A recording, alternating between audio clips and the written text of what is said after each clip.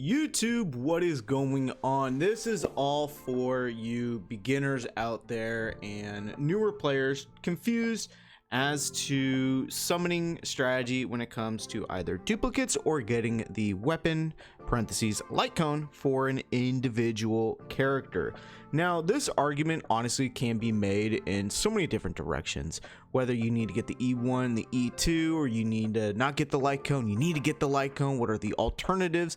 All of that fun jazz. And as a free-to-play player or as a player who spends a little bit of money, you're probably wondering, I only have a certain finite amount of pulls to be, expending and throwing into the ether, and hopefully I win my 50-50s or my 75-25s for the Lightcone. And today, hopefully I can help you out when it comes to that strategy.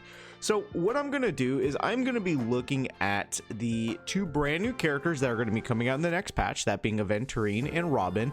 We'll be looking at Himiko, and then we'll also be looking at Mortonic's Blade as like a supporter type character, and we'll look at Yao Guang as another supporting type character, as these are the newer characters. And power creep is not really a problem for these individual characters, and will make a determining factor as to the general consensus onto whether or not you should be pulling for dupes and whatnot. So Aventurine, he is going to be a main DPS elation character. He works well in follow-up attack teams, so on and so forth.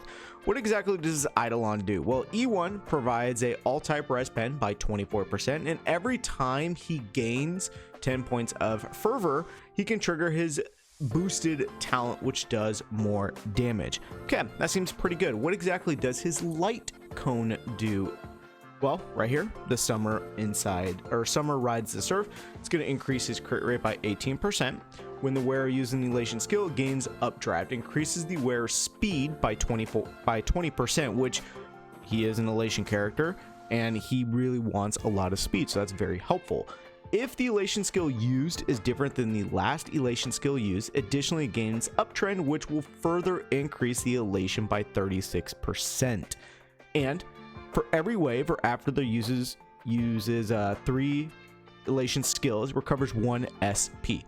So with Aventurine and specifically for the E1, all you're doing is you are getting 24% res pen, which, don't get me wrong, that is extremely good. And whenever you get 10 fervor, which will be extremely common on either a follow-up or elation team, you get to use his enhanced skill. Okay, so that's 2 key points. The Lightcone provides crit rate, that's 1. Boosts the speed, that's 2. Boosts the elation damage dealt by 36%, that's 3. And whenever you use 3 elation skills, you gain back 1 skill point. That's 4 key aspects with the Lightcone in and of itself, compared to 2 with the Eidolons, right? So for Aventurine, he is definitely going to be a character that you are going to want to get their Lightcone. Okay, what exactly does Robin do? Well, Robin, E1, increases the max vibes count to 20. That's good. It allows for more overall damage for everybody on the team, as the amount of vibes correlates to how much damage ignoring the enemy's defense that your team is going to be capable of doing.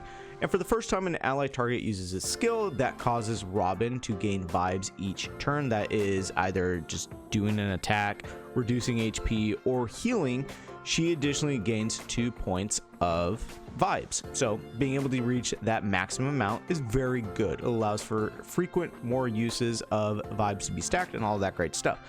What exactly does her Lightcone do? Increases the wearer's max HP by 30%. After the wearer uses the ultimate, recovers 1 skill point for all allies. Boom, that's already 2 points right there. When entering battle, advances the wearer's action by 40% and grants the wearer new melody for 2 turns. Whenever you have new melody, everybody's speed is going to be increased by 20%. This is actually pretty good. A lot of people are talking about whether or not that's good for a remembrance team, because you don't want a whole lot of speed. But outside of that, that is very good. So it's kind of a wash in this situation. I would honestly say maybe her E1 might be slightly better. Jumping over to Heo Nova. Himiko, I don't know why all the way went down there. gain an extra, or the number of extra skills used from the talent is increased by 1. So you will have 3 instances of the assist skill. That means more damage. When in the verdict state, reduces the numbers of ultimate use require it by 1. So normally it's 2, now it's 1 to get that additional assist skill. So that's very good. More damage. When you have the decimation state, reduces the charge required to launch the assist skill by 3, which is really good.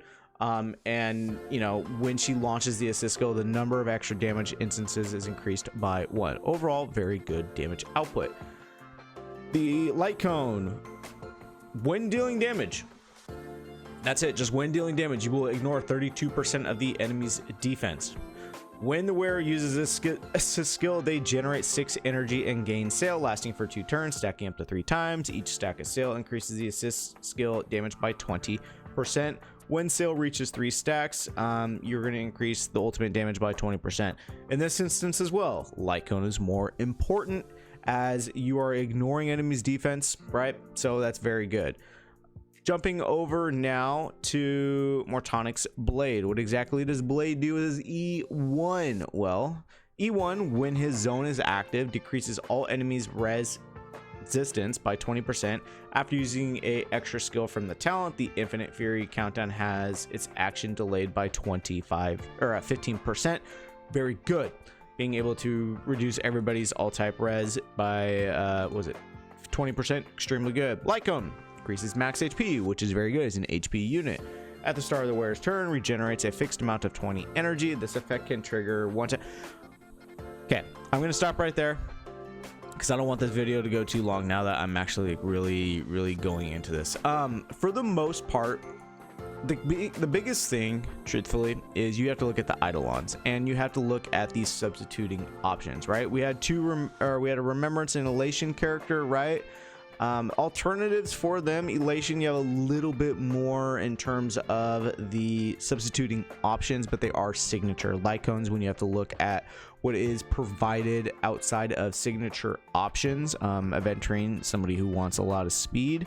Do we have speed anywhere else? I'm not seeing any speed. Okay, so that means his Lightcone is very much needed. Remembrance, right, is something that has to do with HP. Speed we have right here, that's good for Robin, be able to get more fever, more instances of her action, but increases damage dealt by all allies. That's really good. It's a very good supporting capability for Robin, so I would definitely say that hers is pretty good, but having the Heo shop is actually very useful. Now we jump over to Erudition. Heo Nova is a character who scales off of attack, so the Heo shop Lightcone is honestly a very good option. Or even if you have the OG Himiko's option, be able to increase attack, being able to increase the overall damage dealt based off weakness break is still extremely good. Nihility is a little bit of a trickier situation because Blade is an HP scaling unit. You have to look at some other capabilities for Nihility, like what other Lightcones provide HP scaling. You can also technically use speed, so if you had ciphers, that would be beneficial and good. But outside of that, looking at everything, I'm not really seeing anything that is focused primarily on HP, and that is a very negative detriment to the character. The biggest thing you have to do when it comes to character options and Lightcones is you have to look at what path they are exactly following, and based off of that, you have to go into the toolkit to see what they scale off of and what they primarily need and want. The biggest thing is, for the most part, I think people should understand is Erudition, Hunt, and Destruction, for the most part, are very easy options when it comes to alternatives for the Lightcones. They're just mainly DPS Lightcones that you want to be using, and there's some signatures that are good pretty much everywhere. Like Himiko's is very good for Erudition. If you just have the 32% ignore enemies defense, that's good for anybody's. That's a very good universal Lightcone. Whereas somebody like Mortonic's Blade is very hindered because of his own individual path. So I think people need to understand that, and they will have a better time when it comes to picking a specific Lightcone.